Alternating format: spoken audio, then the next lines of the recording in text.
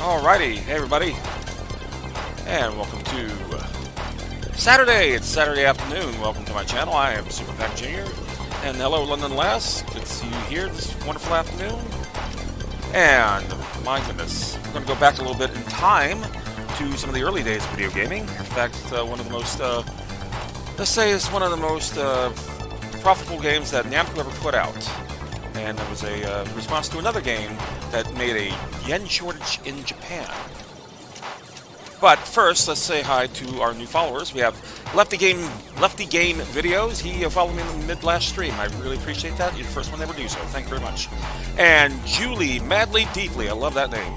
Thank you for following. Greatly appreciate it. So, the game in question that we're going to go on today, because we only have 2 hours to do this, is Galaxian. Now, Galaxian is one of the first color arcade games, believe it or not. It was in response to a game called Space Invaders. Space Invaders was a game made by Taito, and, well, Taito pretty much lit up the market in arcades, creating a yen shortage. It got that popular.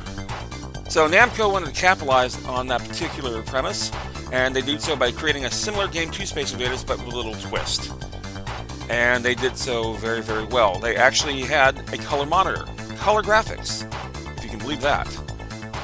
They didn't require a screen overlay. Plus, they also had a moving background of stars, which they were able to do rather interestingly. In other words, it's just pretty much another ROM set was in there just to move the stars in the back. And there's the game today. It spawned a very, very popular sequel, as a matter of fact, called Galaga. Now, Galaga is pretty much one of the crowns of Namco programming. They took their game Galaxian, and then they threw in another twist into there. You can actually shoot the ships as they go into formation, as before in Galaxian, they just pretty much appeared there. Rather cool game. This is actually my absolute favorite arcade game, believe it or not. It is not Pac-Man, nor is it Ms. Pac-Man. Despite my name, it is Galaga. And there's a fine example of a Galaga arcade cabinet, a little bit worn, but that's kind of to be expected considering that Namco debuted, Galaxian debuted in 1980 here in North America, and Galaga followed the very next year. And they both did very, very well. For Midway, who was pretty much the publisher for both of those titles in North America. Now, over the years, and I love this is from Bandai. Bandai and others made games that you could play at home that were based off the title. So here it is, a portable electronic arcade game, Galaxian. As you see, it looks, well, yeah, sure. And of course, to this very day, things like Tiny Arcade, they can actually get you an arcade game in the palm of your hand with this one. It's basically a keychain arcade cabinet. And even Arcade 1-Up has kept the titles alive. Both Galaga and Galaxian are found in this particular 1-Up arcade cabinet. Buy for your home for just what, a few $100, I guess. Now, what's interestingly enough that Namco made this little thing here called the 25th anniversary, or actually was celebrating 25th anniversary of both the titles, the class of 1981. Namco did not create Ms. Pac-Man, as we discovered in one of the previous streams here about Pac-Man games, but it did pair it up with Galaga, and that to this day still can get you, cost you about $2,500 just if you want one of these, considering how long ago this was. And a little trinkets like the cocktail table, again from Tiny Arcade, keeping the title alive. And even this little jobby here, this has a multi-kit in it, but it's a tabletop arcade cabinet. It's really, really cool, I have to admit. And, oh, can't forget, again, a range of keychains. And you have to admire this little fella here. I have one of these in my garage, as a matter of fact. This is a Coleco tabletop arcade game that you can actually play a version of Galaga with, Galaxian with. We will not display that one. We will display the home console versions, because technically this is not a console, although we have shown it before in another stream, so there's that. So here's the home games that we'll be looking at to today's 2 arcade games. We have Galaxian for the Atari 2600. Well, I have to admit, I was wondering how they're going to do this considering the hardware limitation, but there it is. Galaxian for the Atari 5200, the sister console, Generation 2, to the 2600's Generation 1. Then there's the ColecoVision. Yes, I had one for this too because AtariSoft just couldn't stop making games. No, they had to do it for everything. There it is, Galaxian for the ColecoVision. We'll see how that works out. And Atari 7800 had Galaga as opposed to 2600's Galaxian. And this was one of the few home versions of Galaga that was available of Generation 3, I think. Yeah, starting with the Sega Master System, Nintendo, and the Atari 7800. And of course, Bandai had to make their own version with Namco. It's actually Namcot's, Japan's, Famico's version of Galaga. And for some reason, they released a bunch of arcade classic series for the Game Boy. So you can play Galaga and Galaxian in the pocket of your own hand. And this is, by my standard, a console because it took interchangeable cartridges. So we'll be looking at that as well. And I'm kind of skeptical, more or less, on the Game Boy versions, simply because of the fact of the hardware and the teeny tiny screen that you have to actually endure. We're going to fire up the old emulator, but first we're going to hit pause. We'll be right back.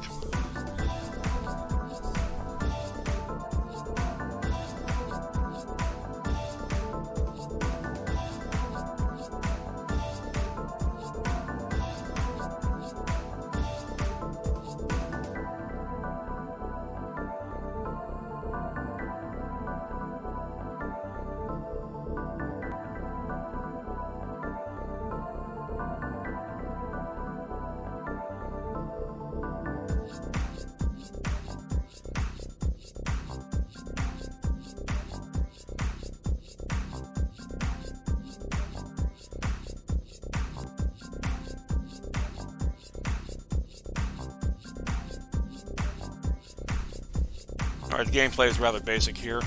So essentially, you are greeted by the Galaxians, and their mission is we are the Galaxians. We are to destroy aliens. And then there's a convoy of ships. See, there's a flagship, various colored ships down there. They're actually showing off that this thing actually is in full color. They did so very well. Being that Space Invaders itself was a black and white game, it only made the year prior to that, in 1978 in Japan, 79 here in Japan for Galaxian. And it pretty much paved the way for how games will appear in the future. There were also vector graphic games, and they too turned color, largely due to the fact that they could do that. And it's kind of weird if you really think about it. The Atari VCS, the video computer system, was one of the first color video game things. It even predated that of arcade games, considering that the VCS came out in '77. So there's that. Alright, so let's take a look at this game here. Basically, it's Space Invaders on steroids. That's exactly what Namco wanted. And instead of dropping down, marching in line, they pretty much fly at you, dropping bombs. You can only shoot one shot at a time until it hits an alien or until it hits the top of the screen, making it a little tougher. So let's go ahead and put a credit in. I can, for 7,000 more, that doesn't seem like a lot, but when you see me play, you'll understand why, because these ships aren't worth a whole lot. And here we go.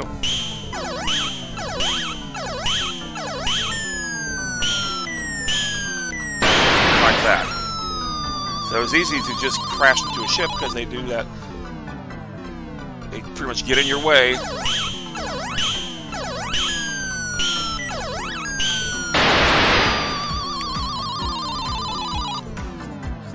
Not very easy.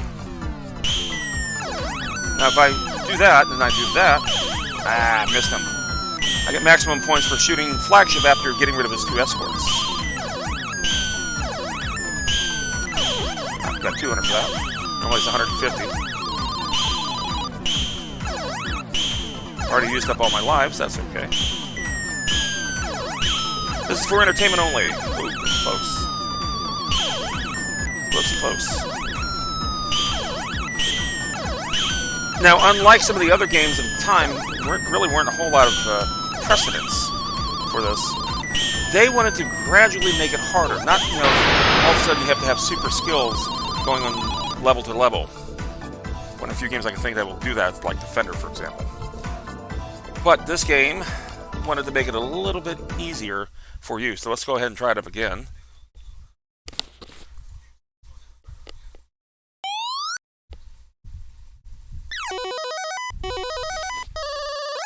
See if I can fare just a tad better.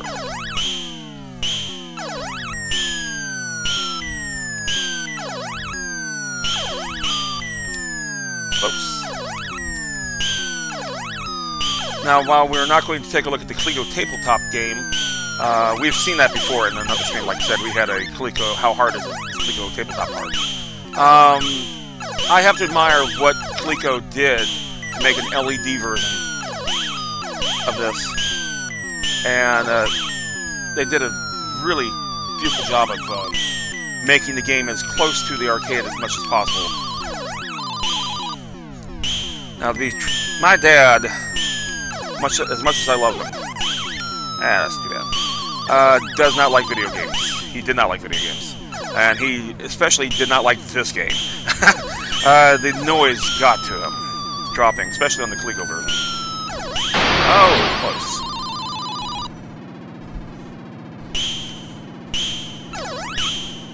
You see, it's rather difficult, even just on this very first stage, because while they're moving back and forth like they do in Space Invaders, they drop down at you, shooting all kinds of bombs at you. That was real close. And essentially, this game did a very good job. It made a whole lot of money for Namco in 1979, and when Midway brought it over in 1980, it did pretty well. I know I was not going to get out of that. At least I can get past this one. Ah, there you go. New set. Bam. Okay. Now, unlike Space Invaders, they're still at the same height as they were before. And they have a major advantage over you. They can drop all kinds of bombs while you only have that one shot. Now, that 7,000 point extra life seems a bit more difficult, doesn't it? Doesn't seem like much. But it is here. We're going to do one more. Because it's there.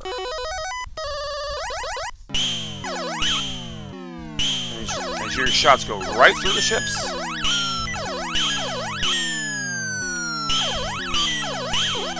Almost. Considering that they're only worth tens of points. Yeah, that 7,000 is a bit of a milestone indeed.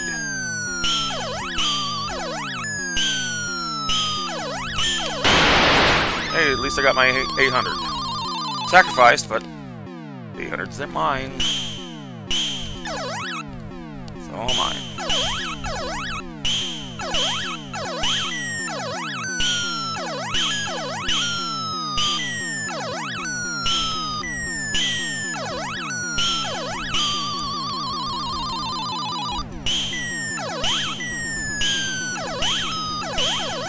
Not too bad. There's a lot that you have to do a lot of eyeball. Oh, please! You have to do a lot of looking around the screen because where they attack from you, where the bombs that they drop are, will they actually dive into you just like that? Find your spot. Thank you. Not like you have valet parking up there.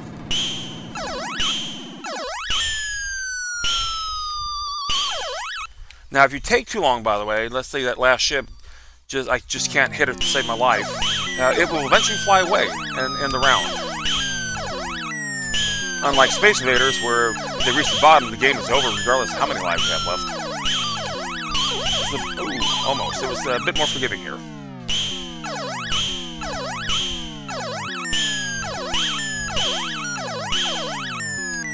You can see there's a bit of a sound limitation, too, when they drop versus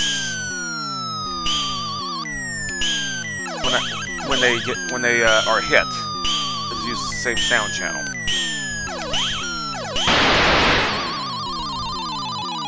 That's it.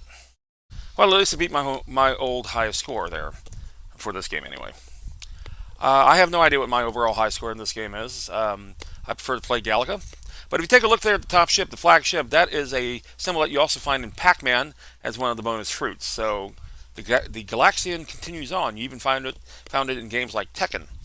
When you're playing against another person and you have a winning streak, you will find that one of your symbols will be a Galaxian. And there you go.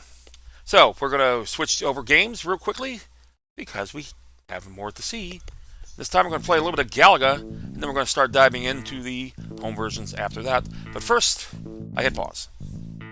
Back in a flash.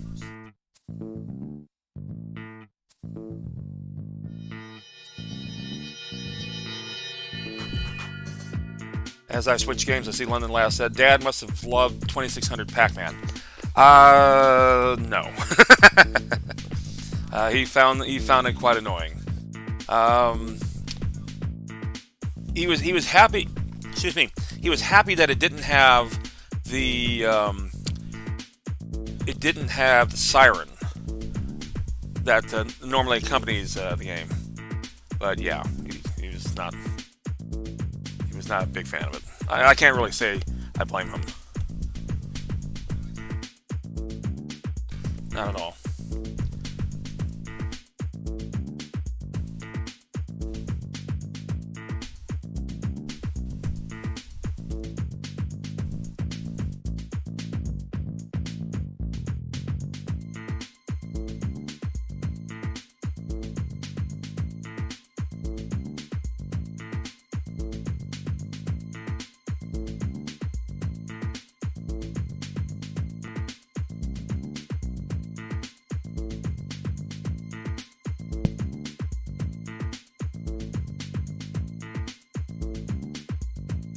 You're gonna hear a boom.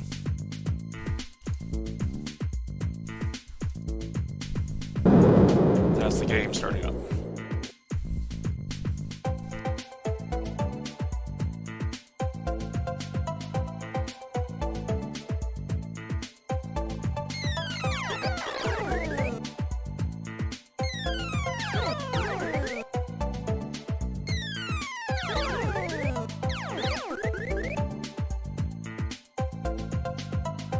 Okay, as you can see, it has a sound track mode. There's a good reason for that. Track modes are designed to attract your attention, and this game did so very nicely. So this is 1981's Galaga, and this is probably one of the most recognized video games of all time. It's even referenced in the Marvel Universe with Tony Stark out there saying, "That man's playing Galaga." I was going to have that clip loaded up, but forgot. But that's alright. I'm pretty sure you all know it's the scene I'm talking about. And this is the game in question. Now, the neat little wrinkle between this and its predecessor is that the flagships up there can actually capture your ship. And, well, it drops bombs along with that flagship against you, but you can shoot it down by shooting the flagship that captures it, and therefore you go double ship. Now that's one thing I never do when I play this game. I always play it single ship, because why not? Alrighty, oops, I just lost some frames, it looks like. Sorry about that. Let's try this again. Okay, how about that? Seems about the same. Well, that's what we're gonna have to do. So let's go ahead and kill the music real fast, and let's go ahead and put in a reporter. I love that sound. I love this sound too.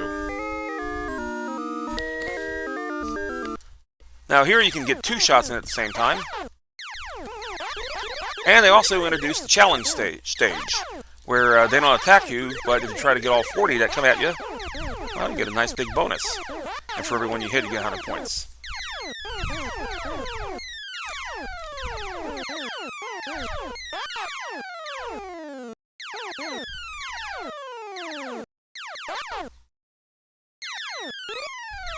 Flagships take 2 hits. First hit's worth nothing.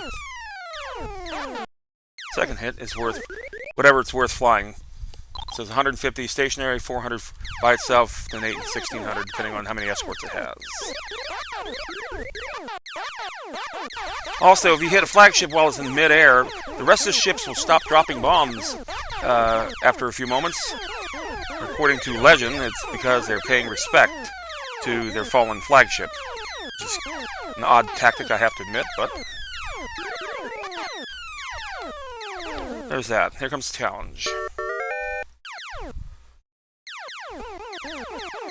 And I have to admit, it's hard to do this with one ship. So I rarely ever get a perfect score out of this.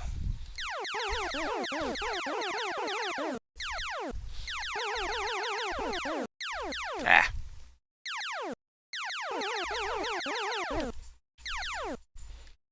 Close. What is that, 36? Yeah.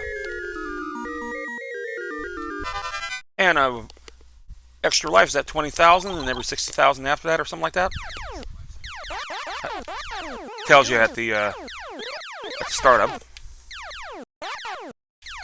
You just check your phone. Yeah. I have to admit, I have video game sound alerts myself on my phone. And for London Lass. Oh, why did I do that? Because I'm stupid. For London Lass, it's Ms. Pac-Man. That's kind of fun. For some reason, everyone has Pac-Man for me. I wonder why. I don't get it.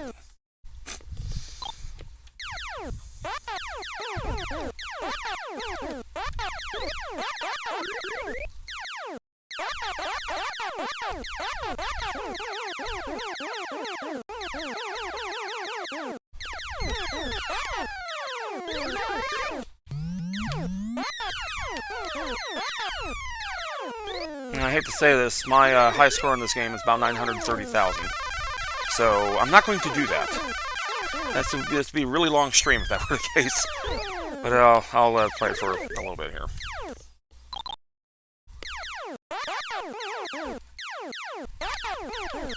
Because my initials don't spell Galaga. Yeah, that's true. Dude, could you imagine? Where my initials do spell out Pac, that is true. I do predate Pac-Man, that is also true. Just a rather strange little quinky-dink. And what? I must not have been looking. Good job.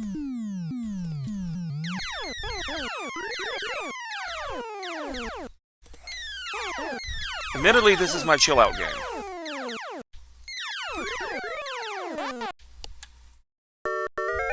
Challenging!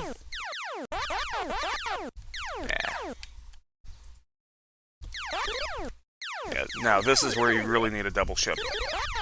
Because of those.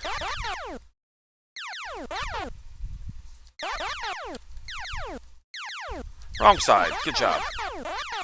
It's this side. Not good. Not good. Oof. Only 26. Bad, Pac. Bad. That's okay. So, needless to say, this game did very, very well for Namco. Did extraordinarily well for Midway, who brought it over to the North American market. And, yeah, it's still made to this day in various forms. And I have to admit, I love it when I see a new version of a classic game come out. Oh, go away.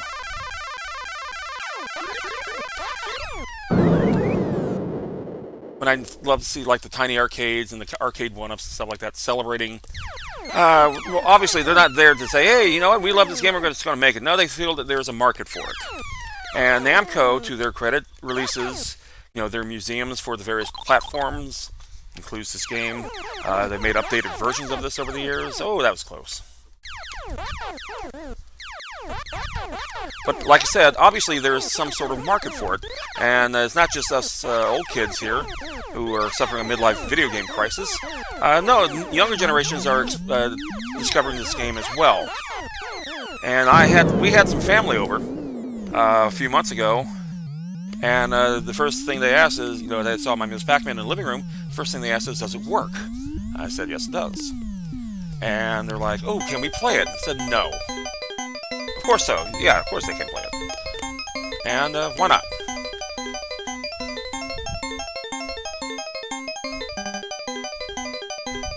There we go.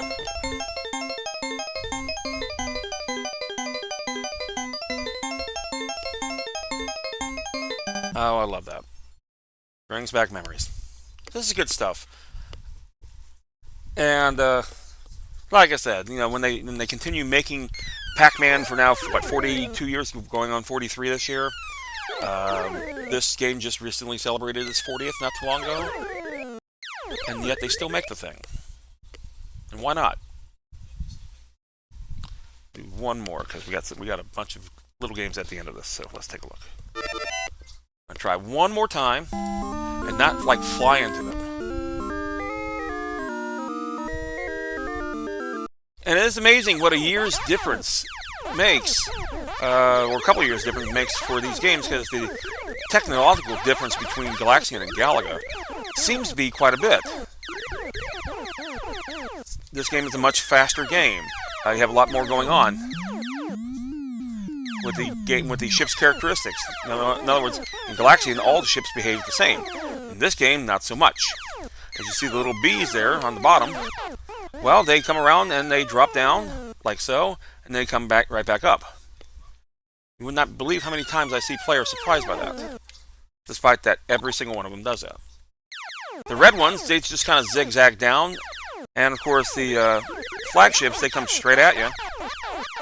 And every other one, not all the time, but every other ship that drops down will try to capture you.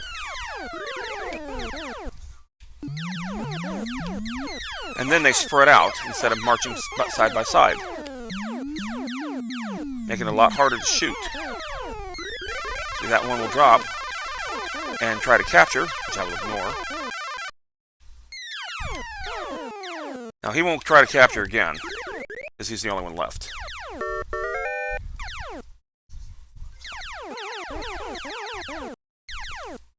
Nice clean miss, look at that.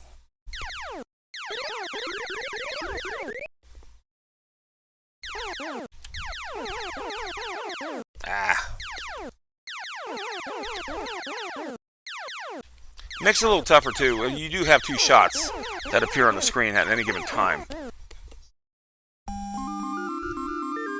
And that was what, 34? 33. It's okay. Any of you out there lurking, if you have a question about the game that you're seeing, or anything about the last 40 years of my video game life or so, speak up. I don't mind answering questions.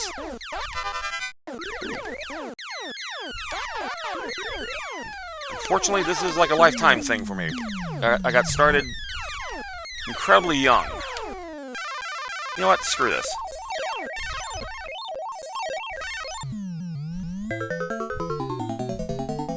Should have shot him once at least. Now I've made the mistake. You can shoot your own ship, by the way.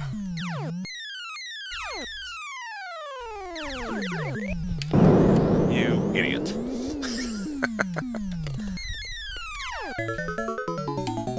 And the idea is not to blow up while your ship is coming back down for you. Two ship. And the big problem with it, yeah, you have double the firepower, fantastic. You're also twice the width. And when you're sneaking onto the corners like this to avoid getting shot at or ships dropping on you, makes you a bigger target, and it doesn't work out for me. You also go through lives pretty quickly. Whoa. So my strategy has always been single player, just a single ship. We're going to discover that, actually. It is in the list of games that are about to come out. It might surprise you. The thing is that what gets me, nonetheless, is that in the pre-Crash days of video games, there was not a home version of this. It appeared after Crash. And notably, the first one would be for the Atari 7800. But you would think, being as popular as this game is, and this was one of the most popular video games of all time, you would think it would have a home port of it prior to 1983, and it didn't. Galaxian had it, but not Galaga. That sucked. That really sucked. Really? Good job. Ta-da! Okay. How bad was this? 28. A little bit better last time. Okay. Okay.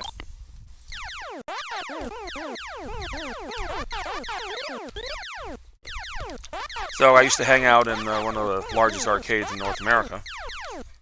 Oh, now see, if I were double ship, I would not be able to do that. And they are much faster now.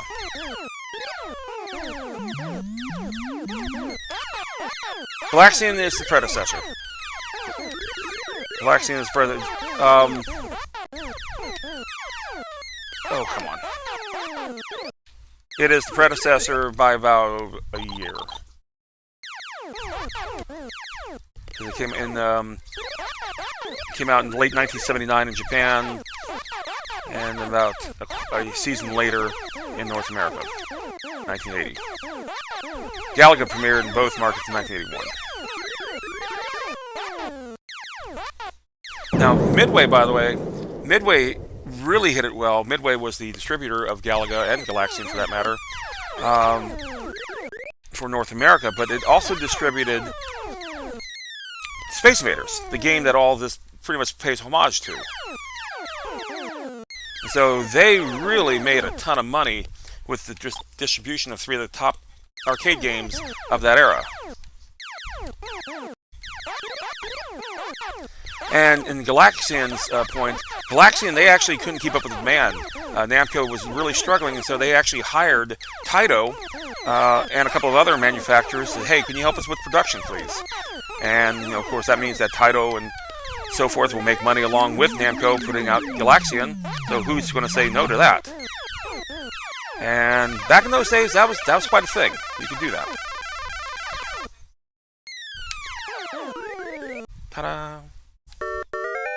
Challenging stage. Gotta remember where they come from. Yeah, it's been a while.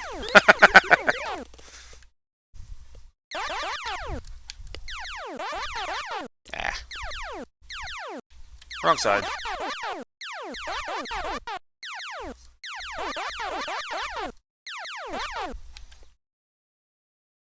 So this game was quite huge profitability for both Midway and Namco. Like I said, other companies got to benefit from Galaxian.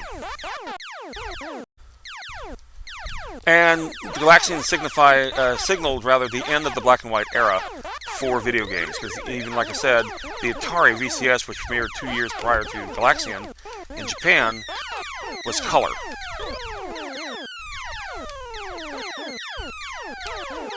So there's that.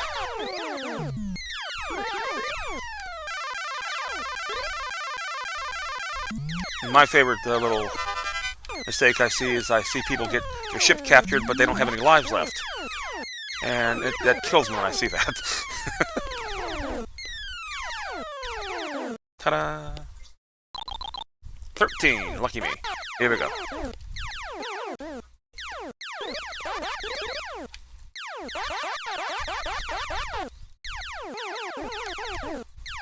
Oh, yep. Oh, that was close. That was so close. If I were a double ship, that would never have gotten away with that. And that's the reason why, by the way, it's not... You get the points by just surviving the rounds. I've always played survivalist mode in a lot of these games. Go away. Go away. Yeah. That was going to be tough. I always play survivalist in these games, and quite frankly, if you can do that, if you can survive just level after level after level, you'll get the points. Considering that this is a rather limited scoring game, unlike Pac-Man, where you have like bonus fruits that vary in bonus points, like the Bell's 5,000 and so forth, like that. It's the same amount of points each and every time here. Oh, that beat my old high score, and about a 53% hit. So that's not terrible. Could be better.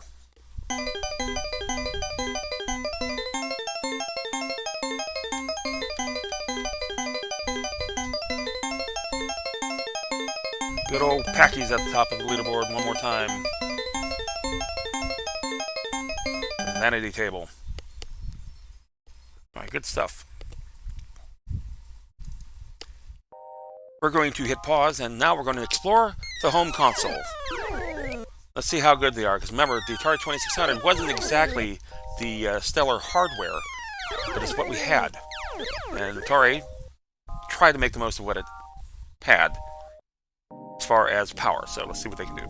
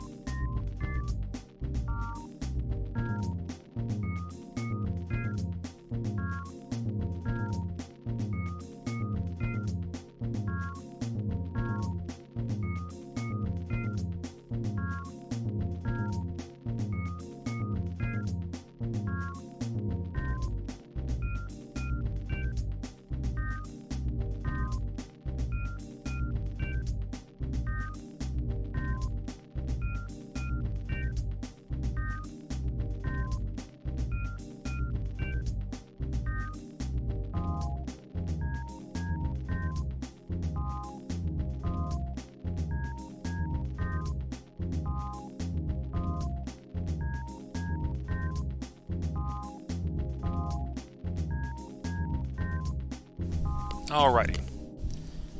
This is the console side. I'm going to represent that with this bitty TV here. It kind of represents what I used to have back when I was younger.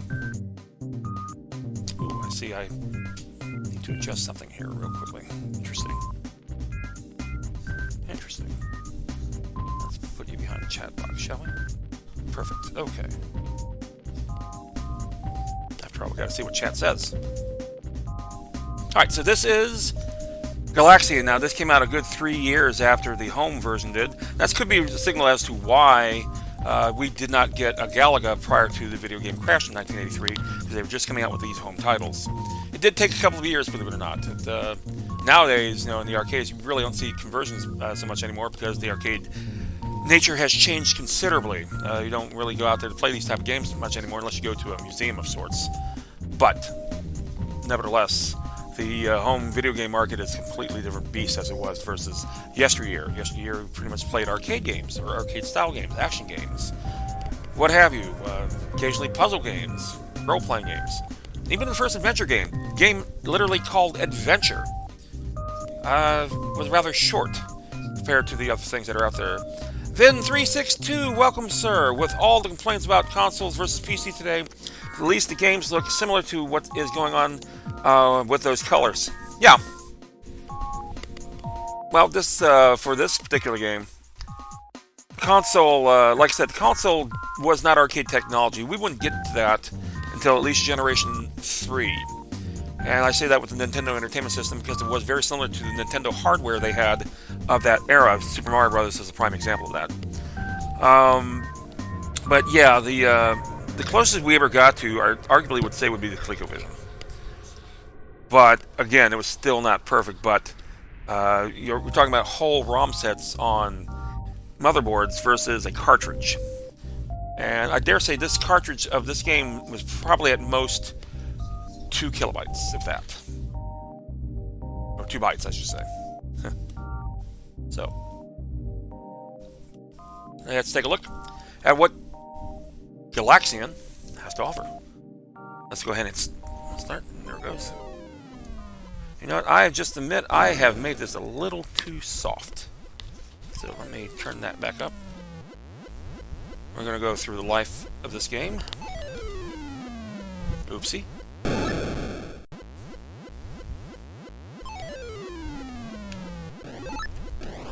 Now we'll get started with this. As you see, it's very similar to the Galaxian arcade game. In fact, it's amazingly similar considering the limitations that the 2600 had.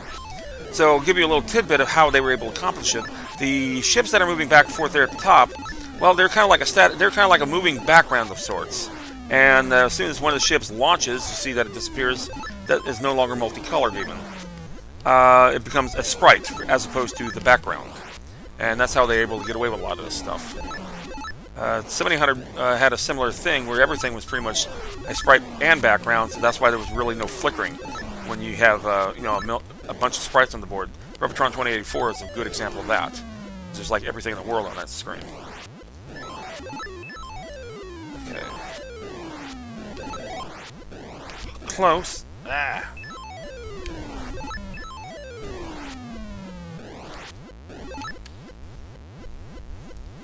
So just by looking at this alone, you're saying, wow, they did a pretty good job with this. They did. Considering that this is a couple years... No, not even. This is like 1 year after the not-so-stellar work of Pac-Man. And I have to admit, you know, Todd Fry, who designed Pac-Man for 2600, he didn't have much to work with. He did the best he could. And I can't fault him for that, because it's like the impossible. But still. It even has a title screen, which is pretty cool for a 2600 game. A lot of them just sit there and start changing colors like a screensaver. This game really didn't need a screensaver. It practically was its own screensaver. I dare say this did a really, really good job. How can I miss that thing? Gee, manitties, man.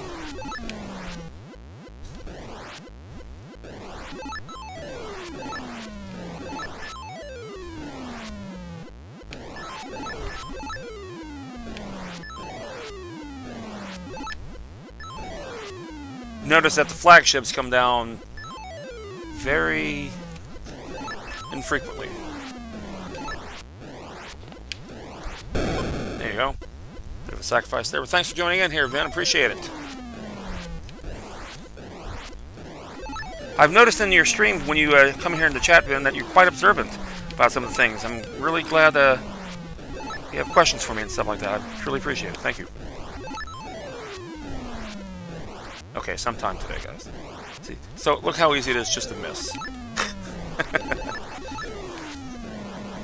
This was a proper line of sight game. I noticed I kind of blipped there for a second there. I apologize for that. I may have dropped some frames there.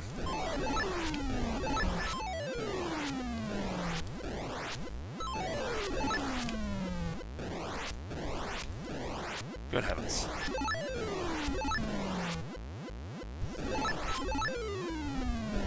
The danger of playing it that way is that you risk them dropping a bomb right on you, because you cannot shoot down their bombs. This is not Space Invaders.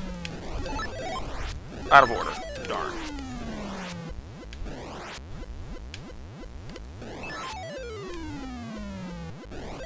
Here you go.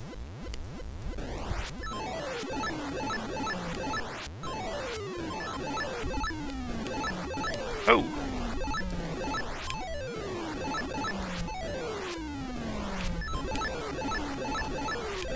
Oh, out of order. Get the 2 red escorts first, then the flagship. You get a boatload of points for that. But here, no, not so much. I will say this. This is easier than the arcade game. This particular version. That's not saying much. The arcade game was tough as nails.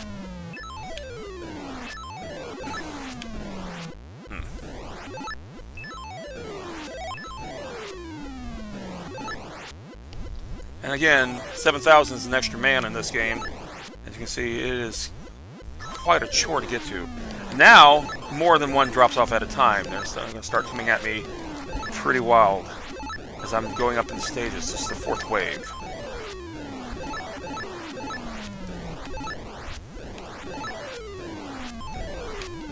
Ah!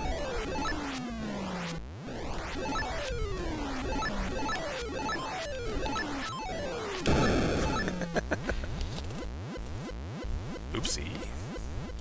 Almost to an extra man. Will I get it? I did. Finally.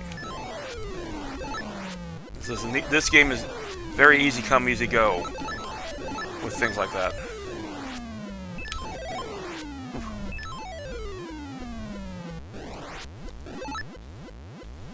Fifth Wave. Now, with this game, unlike Galaga, this game is highly repetitive. And that's kind of a minus as far as the gameplay is concerned. Where at least they, in Galaga, try to mix things up with the B-Bomber able to transform into 3 ships, after a certain stage, the challenge stages and stuff like that. Try to keep it, something of a variety of sorts. Versus this game, much like Space Invaders, it's simply the same thing over and over again, just getting harder and harder. But as far as this game, does it stack up against the arcade game? Absolutely. This game plays extraordinarily well. The controls are quite tight. The graphics are incredible for its standard. The sounds are even good here too. They're not screaming at you so much. Explosions are loud as far as your ship is concerned. Pretty much punishing you. Say, yeah, you got hit. Stupid.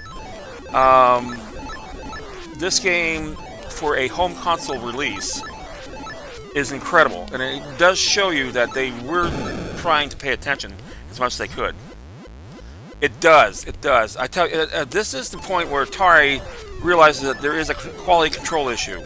A friend of mine at work wants to go back to the streaming because he stopped for a while. And he wants to show off some of the more risque games for the Atari. There was a game out there, sadly, called Custer's Revenge, and you can look that up. I'm not going to go into detail in that game whatsoever.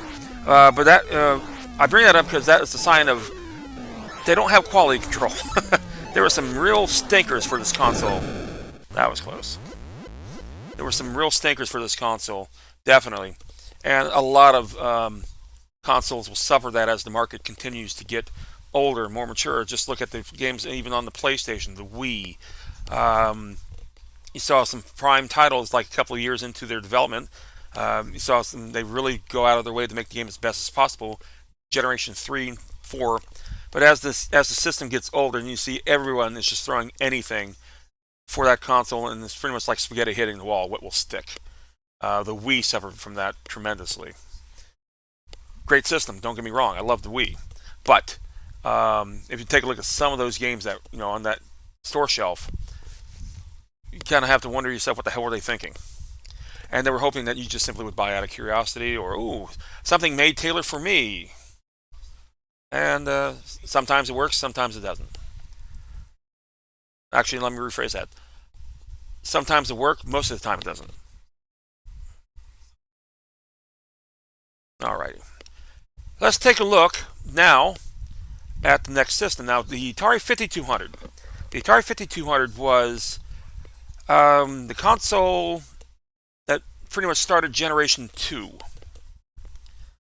Sort of. It was a much more powerful system. It had a great deal more features than the Atari 2600. That's the wrong game. Skip. Try that again. There we go. But doesn't necessarily make the game better. I will say there are some games better on the 2600 than there are on the 5200, and that's kind of a shame. But they did that. Oh, I've heard only banned game from being sold in stores. Yeah, well, this banned is an incorrect terminology. They did try to ban video games over the years. There was a lawyer out there that literally sued and filed all kinds of lawsuits against retailers, against video game manufacturers. I won't mention Jack Thompson's name, but he literally got in a lot of trouble as a lawyer because you're not supposed to do that. You don't file frivolous suits over and over again because the court system will get tired of that rather fast.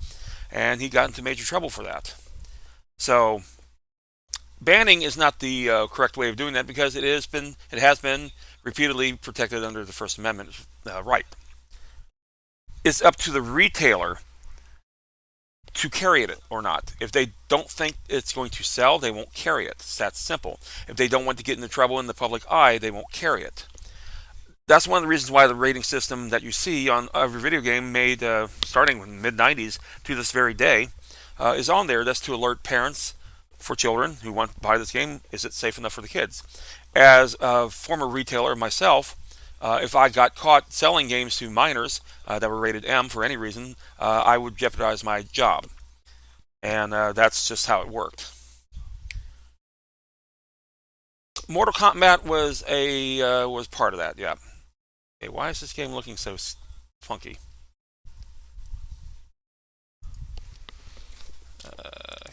It's worked before in the emulator. I'm not sure what's going on here. Give me a second here, folks. Some technical difficulties. I'm going to see if the throttle is over throttling. Appears to be so.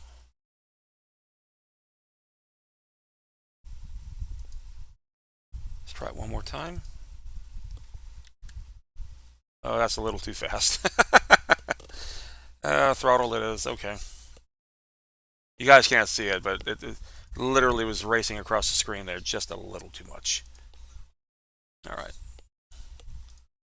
Oh, it is what it is. We're going to have to show it in all of its flaws. That's too bad. Okay. That's going to have to be how it works today.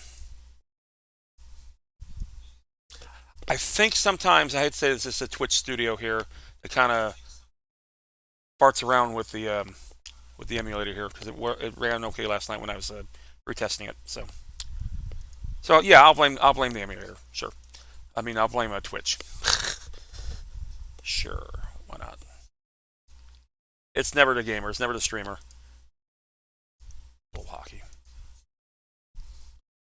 Okay. Yeah, this is what... It looks pretty good at the startup screen like that. That's what you actually were greeted with. And then it looks like crap going forward. Here we are. A little flaky here. Oh well. Let's see how it plays.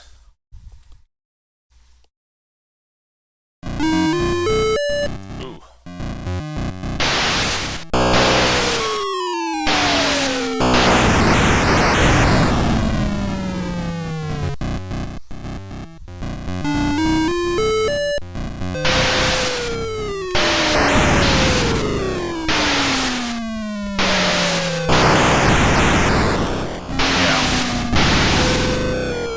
It does sound worse. Yeah, this one's really slow. Like I said, there's a problem with the throttling here. It works okay when the CD is not working. I can't display that. So we will spend as little time with this as possible.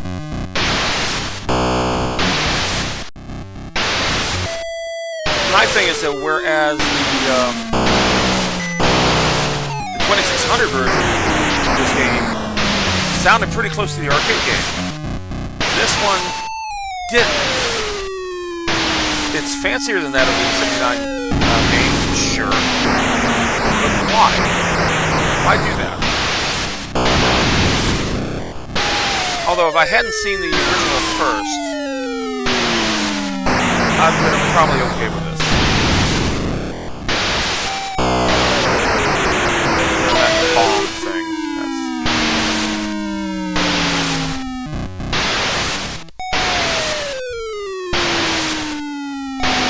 Now I'm going to say that the emulator is, like I said, is creeping out right now, so...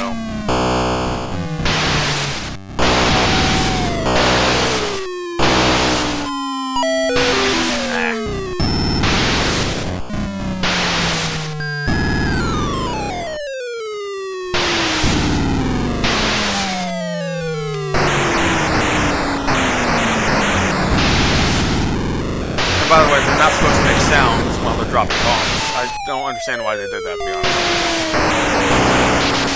Sounds like there's a lot more going on there.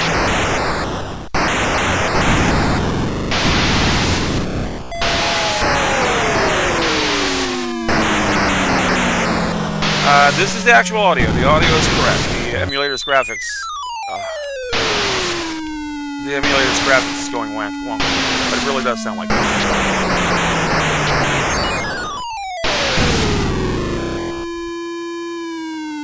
Give you an idea what Torment is.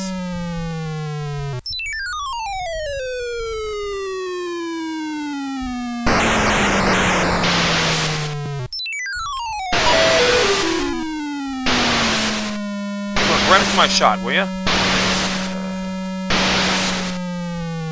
That's that. Oh, he's back for more. Thank you. Now, while the 5200 did have better looking games in there, I don't think rather disappointed in this game versus the 2600. That's it, right? Please tell me that's the last life. Yep, thank God. It is, for whatever reason. I've had other games on the 5200 doing okay, Hades. This is not one of them. And it worked okay last night when I was testing these out, and for whatever reason, it just doesn't want to participate too well. And I even unthrottled it, and it went haywire. So, we will kiss this one off. Bye. I don't like that. Just out of curiosity. Just out of curiosity, though. I want to test one game before I turn off the 5200 emulator. Just want to see something real quickly. Make sure it's... now that's Defender.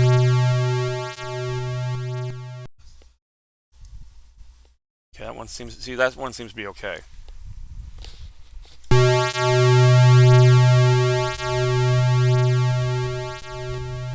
Yeah.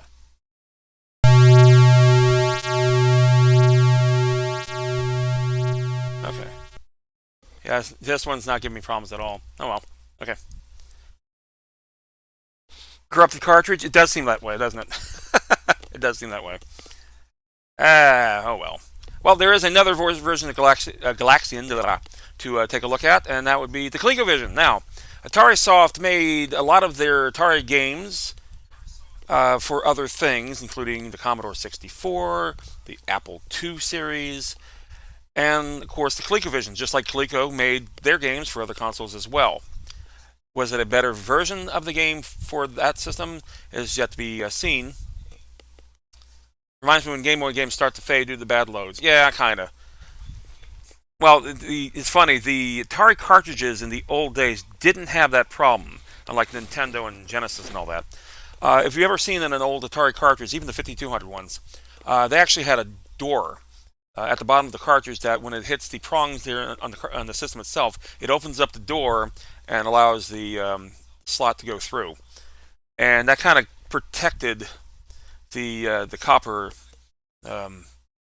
teeth, as I used to call them, from corroding.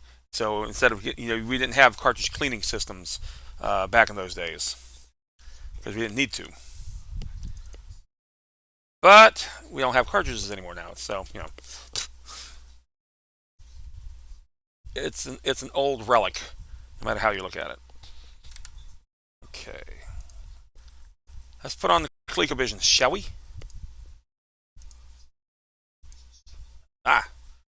Big Atari Galaxian. It actually looks like the marquee, as a matter of fact. And as you notice, it even has arcade-style lettering. It has a moving background. Looks so good so far. Doesn't have much of a track screen, but that's all right. So let's play.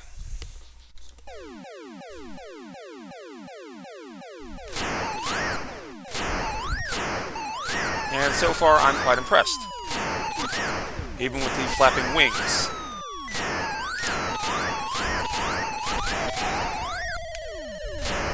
Now, I mentioned before that for this generation, this is kind of Generation 2 as opposed to the Atari 2600's Generation 1.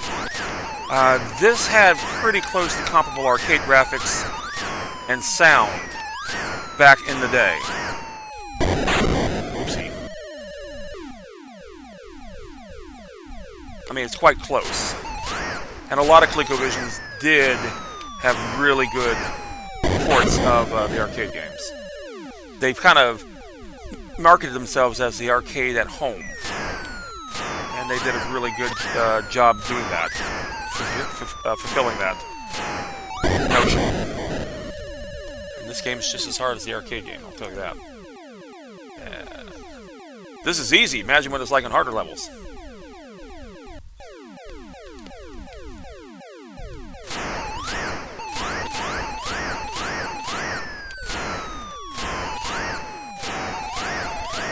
So Atari Soft, who made all the versions that you see thus far, did a good job. I will say that. The version I liked the least was the 5200 version. There was no reason why they made it sound the way they made it sound, despite the emulator crapping out. There was no reason why they had to give it some rather odd sounds versus this thing. So I'll take the 2600 version over the 5200 version, which is not the usual intention.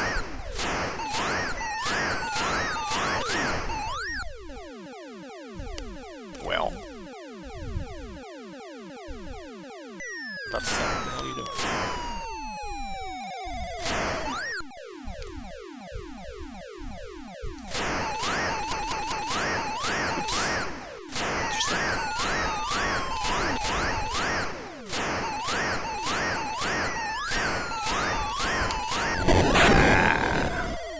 Boo. Well, let's hear it for it. There you go. There we go. Alright, so that is the Galaxian then for the ColecoVision. How do I stack it up to? It's just going to keep doing that, so whatever. How does it stack up to the actual arcade game? Considerably well. It has the right sounds, it has the right gameplay, it's very tight. If I were to say I have an arcade version of Galaxian for my home, this would be it. Although the 2600 version is nothing to sneeze at as well. Again, the most disappointing, in my opinion, is that of the 5200. We will see in a little bit, the Game Boy had this as well. Boy, won't that be fun.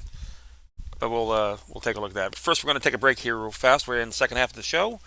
And I'm going to go ahead and hit pause. And in the meantime, switch out some games, and we'll be right back, okay? Back in a second.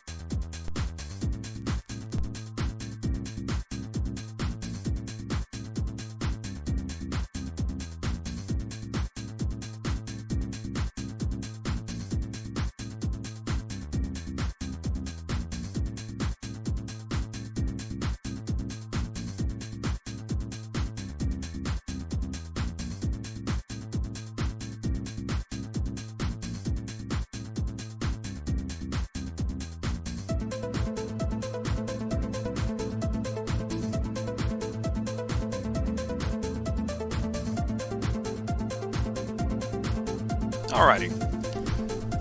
This here is Galaga for the Atari 7800.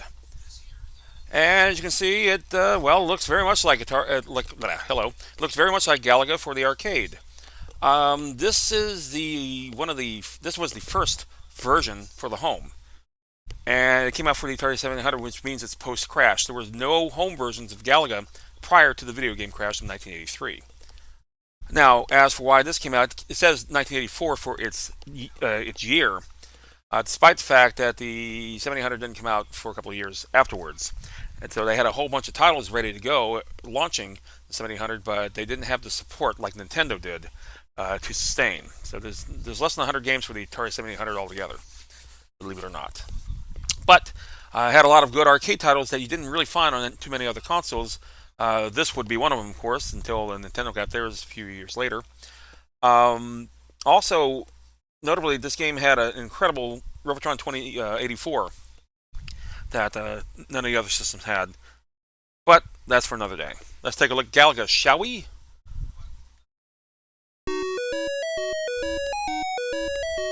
Well, the music's a bit simple.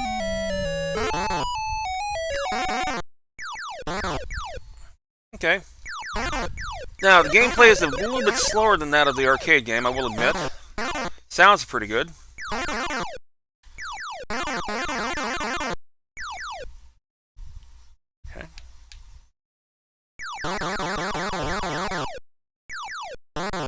And it seems to be hesitant when it sends the ships down your way. I got 4 ships remaining. Let's see how they jump down at me. Whenever they decide to jump down at me. Sometime today. There we go. Oh, wow. So far, the sounds are pretty darn good.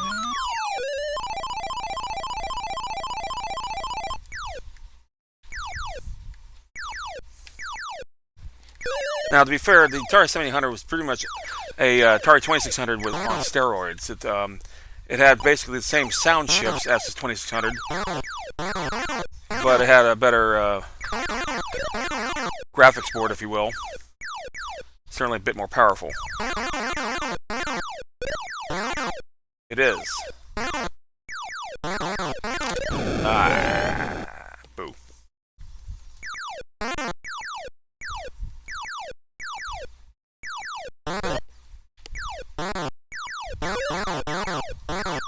So I'll say this, they come down a little bit faster at you when they're in attack mode. The bombs drop faster a lot too. Now as far as the gameplay is almost identical to that of the arcade game. Eep.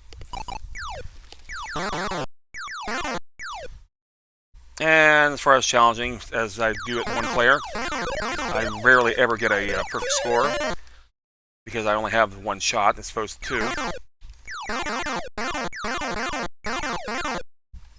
They did a really good job with this. Over here. Oops, not even close. Ah.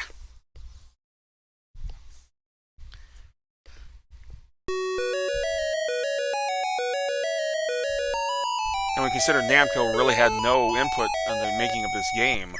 You have to give credit to the observance of the programming team that made Galaga for the Atari 7800, as they did a really good job of this. Oh, yeah, I know. Idiot.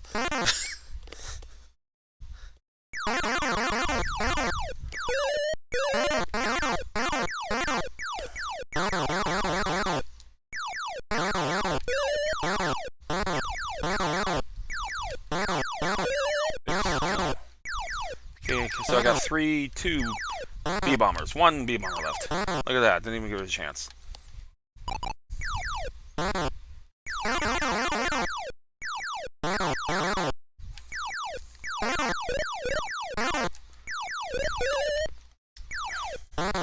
So when I had this, and I was a teenager playing this, I actually thoroughly enjoyed it. This was a great chill-out game for me, as opposed to the arcade cabinet, which was not always at my disposal.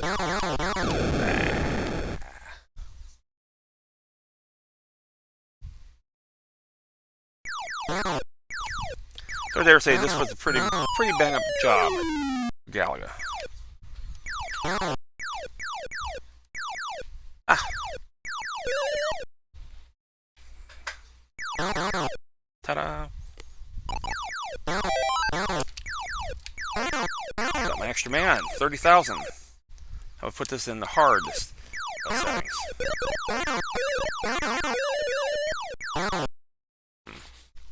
Done better than that.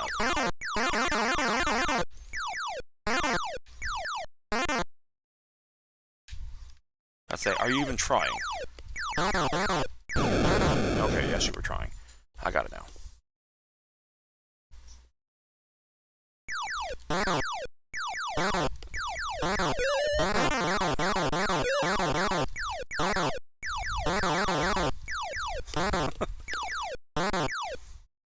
Oh, there you go.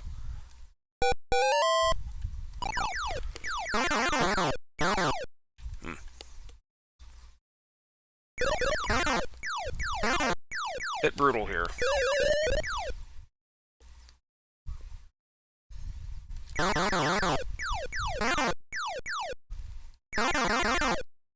Almost. Wow. Yeah. My only salvo. I didn't lose a life in the challenge stage. The ship crashed into me. taking your sweet time to calculate 25 hits? What the hell?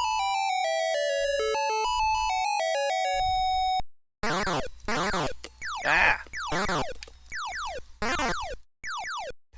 And what they do is they send extra ships in their little formations here, and just come flying right at you. And of course, they'd like to drop a small arsenal of bombs at you too. But that's true to the arcade game as well.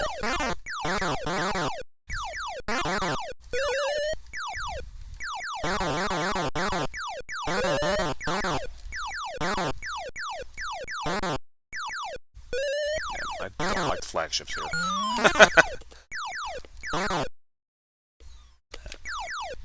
Ah.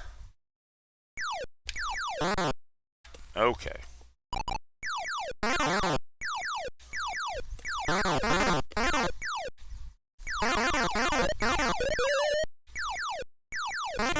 And much like the arcade game, when they lose the flagship, in mid-flight, they will stop bombing for a few seconds.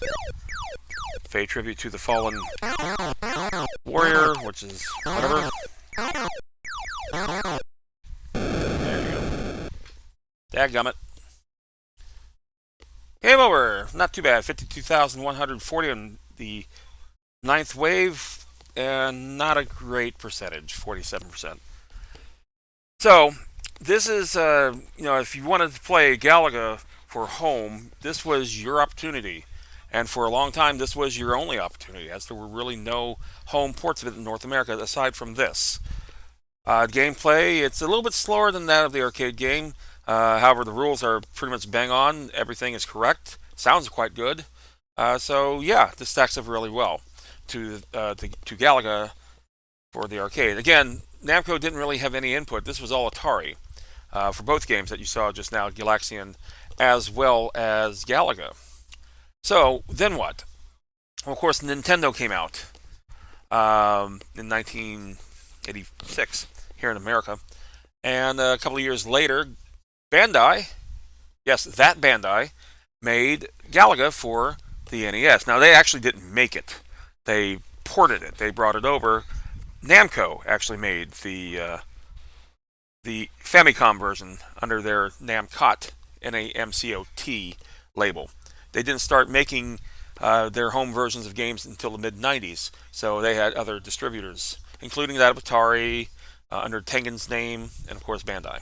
So let's take a look at that in just a second. First, I'll hit pause. See if I can find, where'd my cursor go? Come here, cursor. There you go. Back in a sec.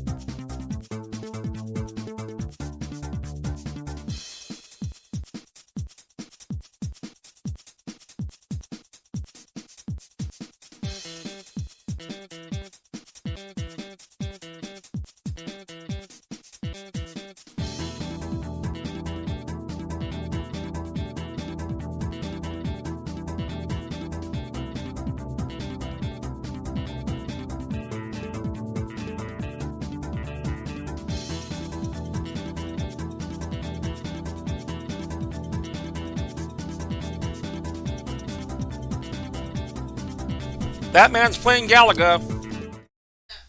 Probably didn't think you would all notice. Alright, this is the Galaga that man was playing, as a matter of fact. So, as I said, this was brought over by Bandai, who, of course, would later on merge with Namco to form what we know now as Bandai Namco. Makes sense? Yes. As I said, Namco didn't bring over their games just quite yet directly. That would start later. So when Pac-Man was released 3 times for the Nintendo Entertainment System, one as a license from Tengen, then unlicensed from Tengen, the black cartridge, and then of course Namco, now porting out their own games. What the hell? They decided to bring out Pac-Man one last time for the NES. This would be about 1994 or so. But this is before all that. So let's take a look at the screen. As you can see, it looks very similar to that of the arcades. It's a little bit squashed because it's not a vertical-oriented screen, but the sprites seem to be correct. But do the sounds, because we've seen some Nintendo games get brought over, and the sounds are kind of wonky. When we played Joust a little while ago, it looked excellent, but sure as hell didn't sound too good. So let's see how this one fares out, shall we? 1 or 2 players, standard consideration. That's a little loud. Bring that down just a tad.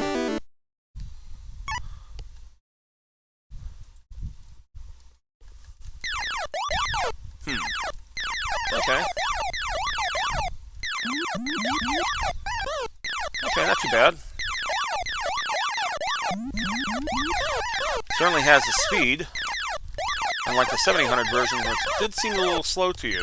But you got to remember that it was a horizontal screen as opposed to the vertical screen. Excuse me.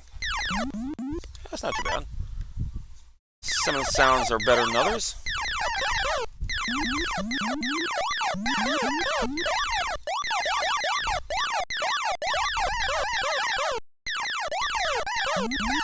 Okay.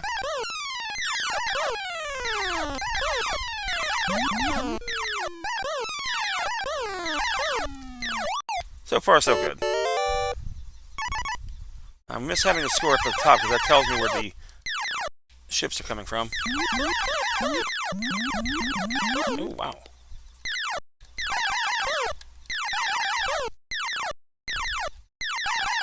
Just off by a little. Yeah. Not too bad. 36. So far, that's my best.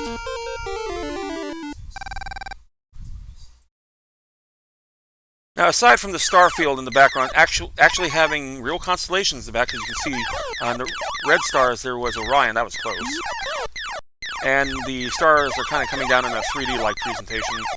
This is quite faithful to that of the arcade game. It should be. Namco made this one. Just because, however, Namco makes the home version doesn't necessarily mean it has the same programmers. Sometimes they could have left by then. Because this game came out, what, 6 years after? 6 or 7 years after the original arcade game did.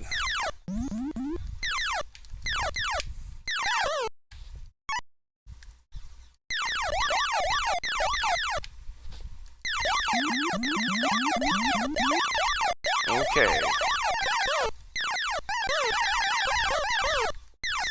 I dare say, yeah, this is a really, really good, faithful version. Oh, almost.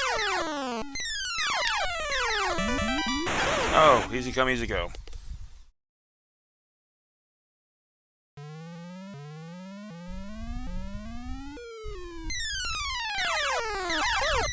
That sound you just heard right now, that's the ships in position. That doesn't sound good.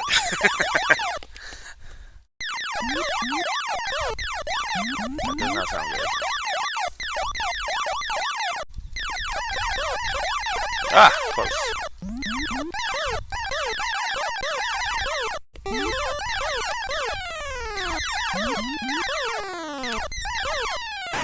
Ah! Got caught up on it. Wasn't paying attention to the other one. That's how the game works.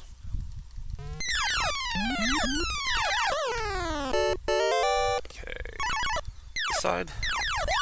Both sides.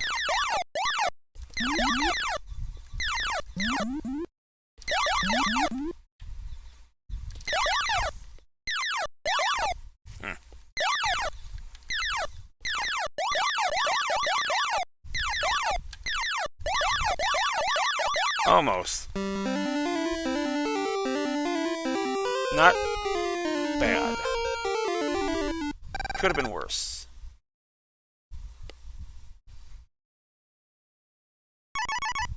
Stage 8. Not off to a good start.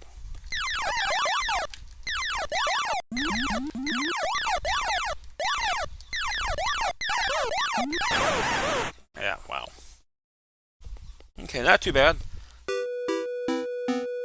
Pretty good on the hit miss, that's for sure. Near 60%. I usually average around 55%, so not great.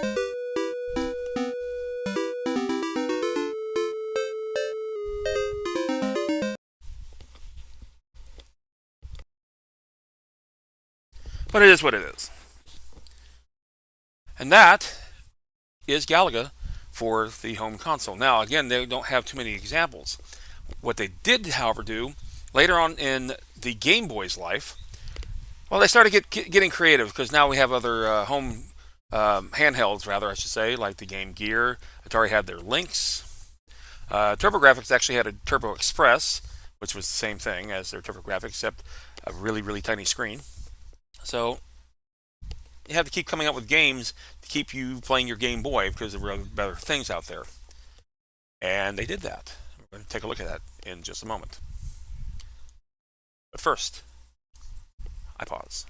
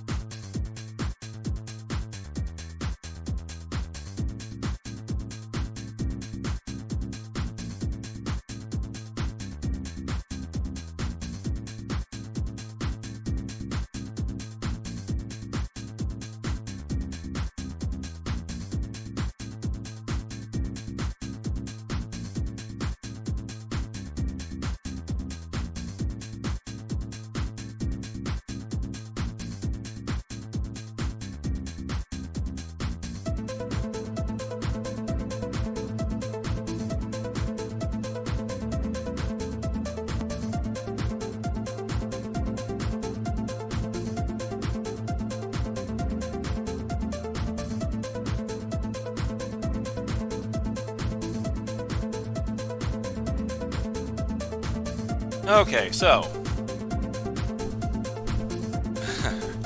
at Hades, yep. Okay, so here we have a very basic screen here. Galaga and Galaxian. You can have your choice of playing either one.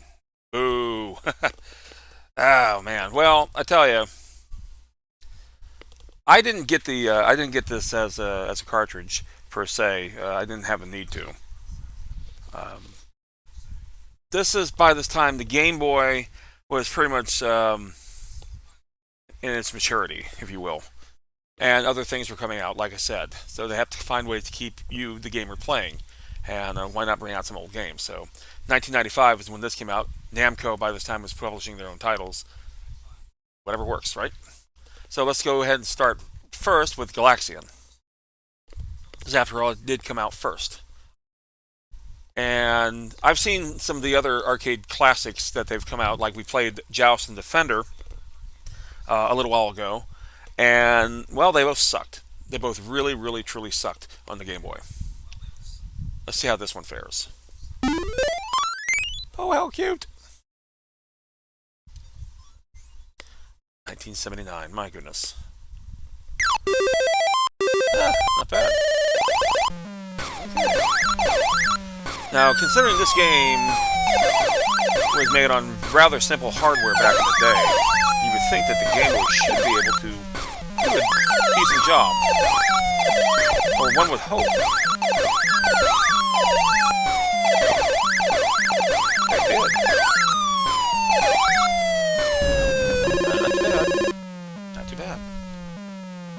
Now, there's some things it doesn't do. For example, it doesn't show you an on-screen score while you're playing. That's okay. Probably can have a good idea. That's largely because you're looking at a 2-inch screen, 2x2. So yeah, some things they have to kind of relent on. I dare say this is quite good. Flagship escape, that's fine. Like I said, if they don't want to hang around for a long period of time, so they'll actually abandon and leave. Close.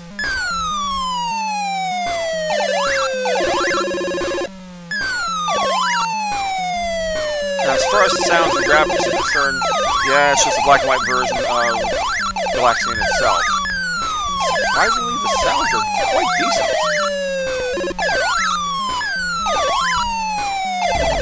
We've seen some other Namco titles, like the one that really gets me of a not-so-great job was Pac-Man. I don't understand why it sounded... I understand why it looked the way it did. This kind of goes without saying. It's a black and white unit, of course. I do not, however, understand why it sounded so crappy. Like I said, here, there's no reason why it can't. You know, a reasonable facsimile, as it were.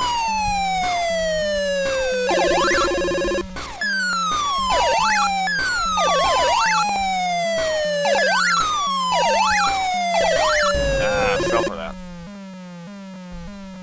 Not bad. Not bad at all. Okay, that is Galaxian. As you see, a reasonable facsimile. You actually would enjoy that on your Game Boy. If you still had a Game Boy.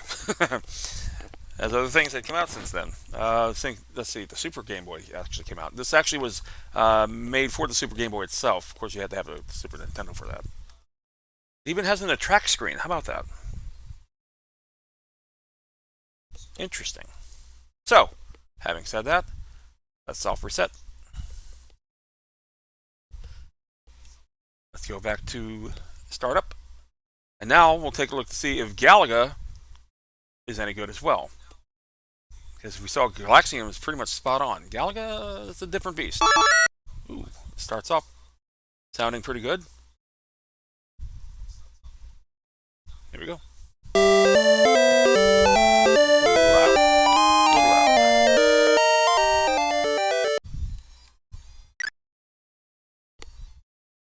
Okay. Yeah, not bad.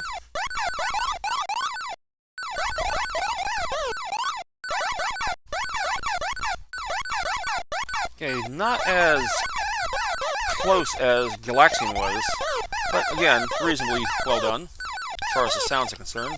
Haven't heard a drop yet, though.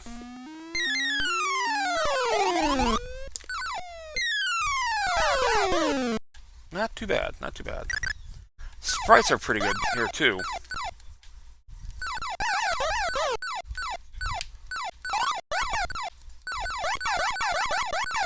Of course, they don't have color to use, so pretty much shades of gray, if you will.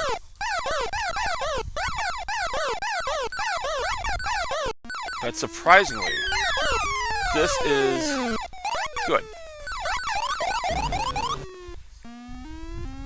It is pretty good. It has a good challenge. It's a nice quickie game for your Game Boy.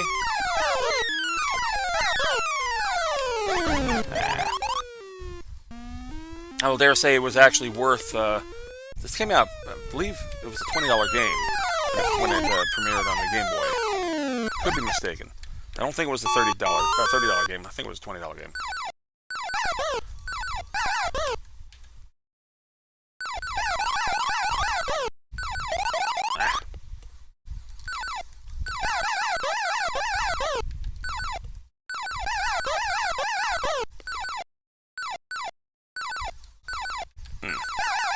Just off by 1 pixel. Gee, Manise.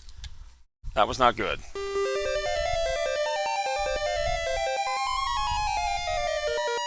Yeah, for me, anything below 30 is not good. Okay, well, so much for that. Bleep. Well, that was weird. Oof. Oh wow, even did this. That's vanity table music for anything other than first place. Not bad. Ooh. Bit sour note.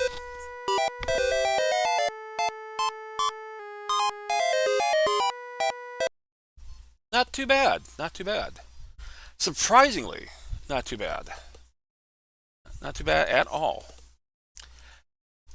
So we had a fair amount of examples to play your favorite Galagas. Now, and Galaxians for that matter. Now, the neat part is that, again, over the years in the arcades, they kept on making newer titles. They kept on bringing up Galaxian and Galaga for that matter, particularly Galaga, over the years. So when they came out with a 25th anniversary edition, the class of 1981, back in 1996, rather, excuse me, 2006, that was pretty cool, wasn't it? But they've done it in other ways as well. We're going to take a look at a special version of a Galaga that only started appearing recently for the home consoles. And we'll take a look at it in just a second. So stand by for just a bit, please. Thanks.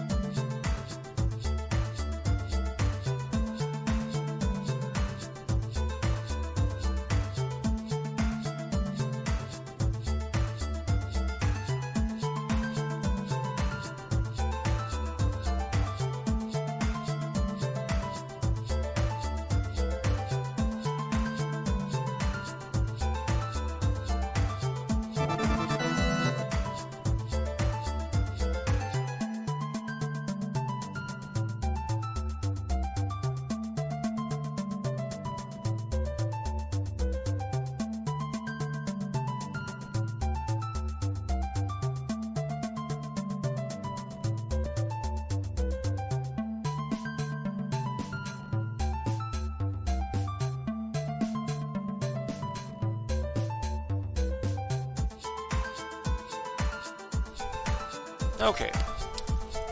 So, see a big Namco screen there in the middle of Pac-Man. Yeah, that's fine.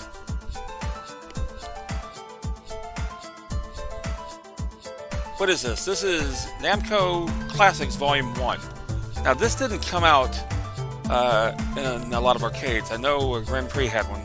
The arcade I used to hang out a lot of times. And they actually had classic editions as well as newer editions of various games. So you had Galaga, Xevious, and Mappy. And two of them were pretty popular over here. Mappy not so much. Let's turn you down just a little bit. Now you're going to get a little loud. But there's your classic Galaga that we all know and love. Mappy? Yeah, Mappy.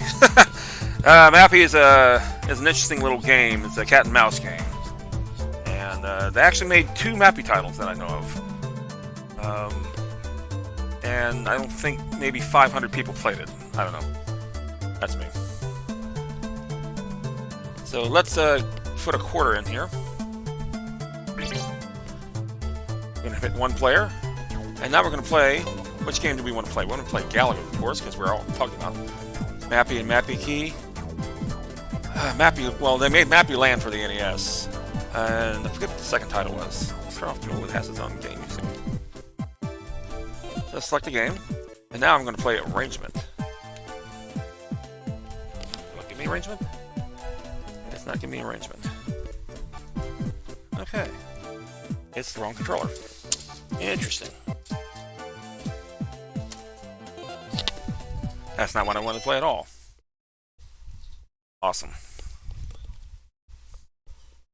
Okay. Try where it doesn't. Yep, disappeared. Of course it does. E. That didn't sound good.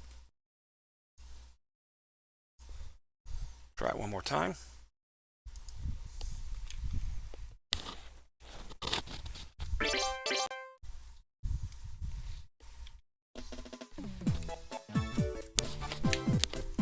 There we go. Now I'm going to play arrangement. There we go. Aha! My goodness.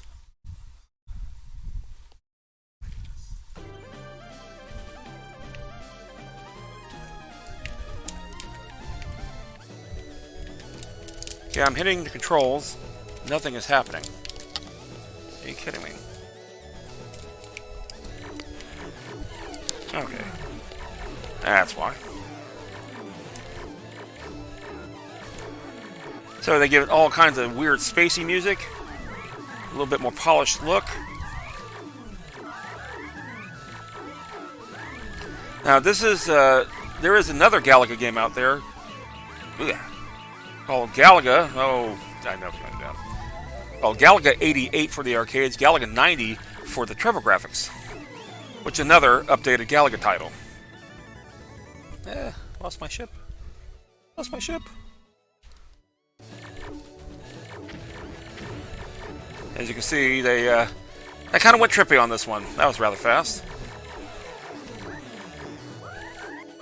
Much more challenging game, that's for sure. My goodness. Oh, that's the end of the game. Yeah. I get to continue right where I left off. Nice little feature.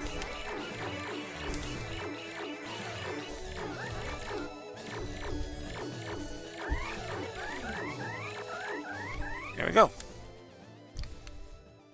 Not too bad.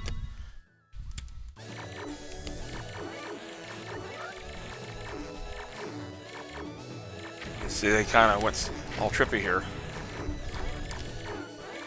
Interesting.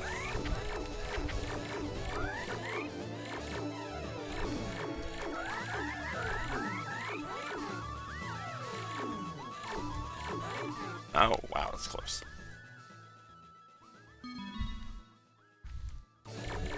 I love the backgrounds.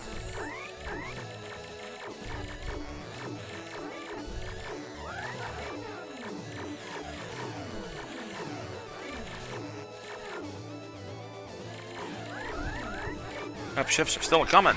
Oh my goodness. Good stuff.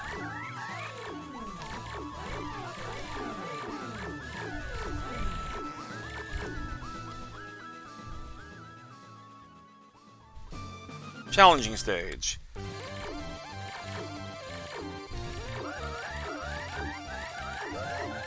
Oh my goodness.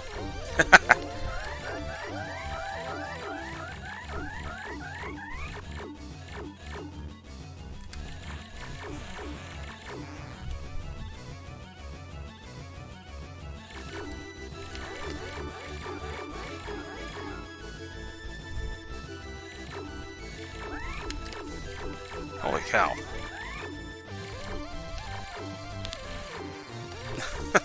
Rather disorienting, I tell you.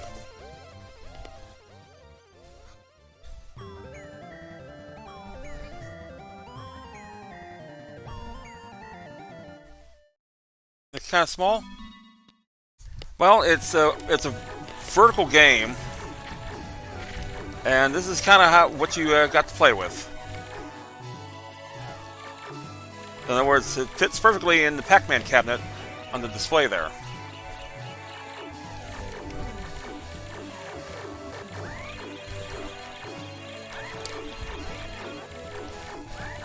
But this is pretty much Galaga on acid.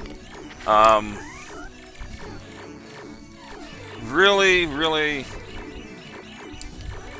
want to make a hard game even harder. They found a way to do that.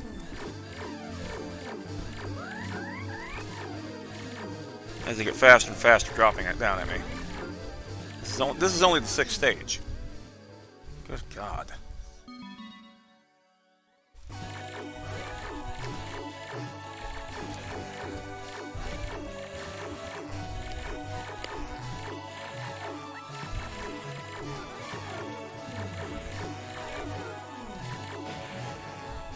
There you go. I'll continue one more time.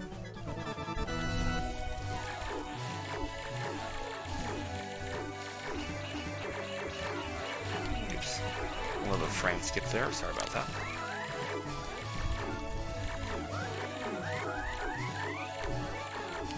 Yes, agreed.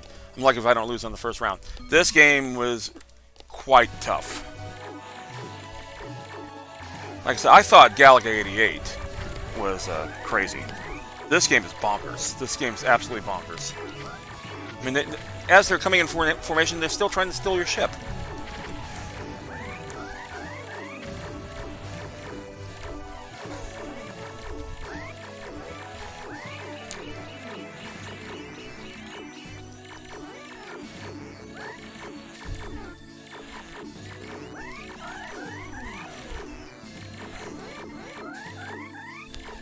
Demon middies. Holy cow. Relentless. And unlike other, Galagas, you don't know where they're going to be coming from. Oh, man.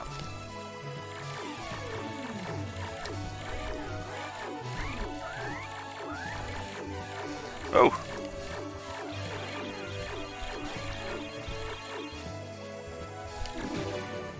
Oh, I got an extra life right on time.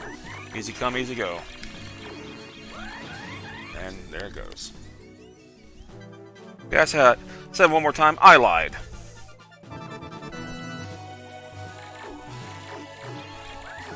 Ooh.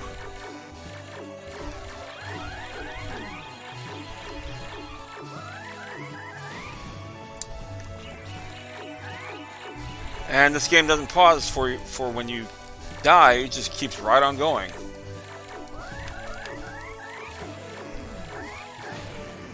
Holy cow.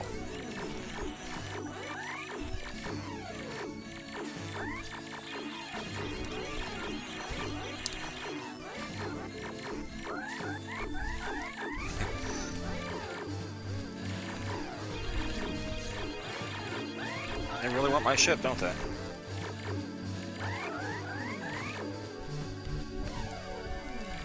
I know you're still there. There you go. No, I'm not going to continue. No. Bad, boo. Let's see. How did I fare on the vanity table? I wonder. 55%. That's about average. Even for this. 4th. Okay.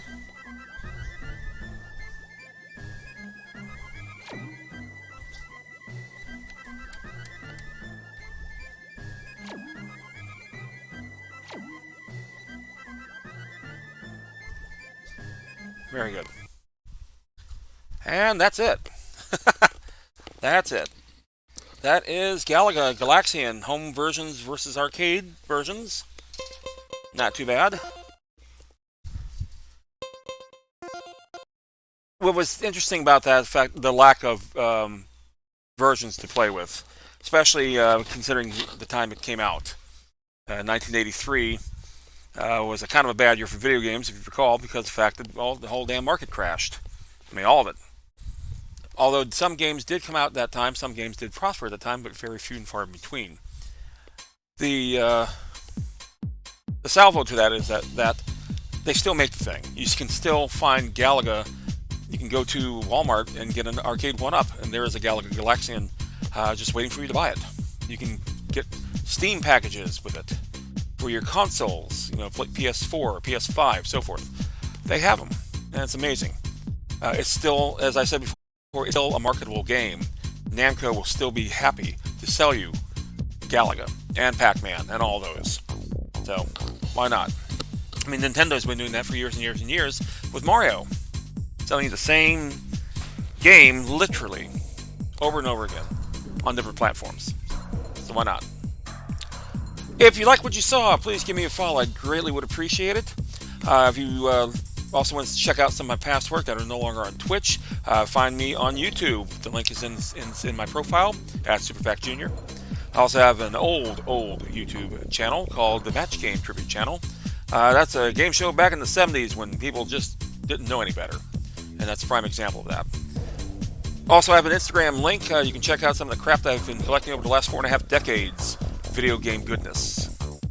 And in the meantime, again, thank you for watching. Thanks Vin362. Thanks Hades. Thanks London Lass. I'm out of here. Have a good night. See you later. Bye.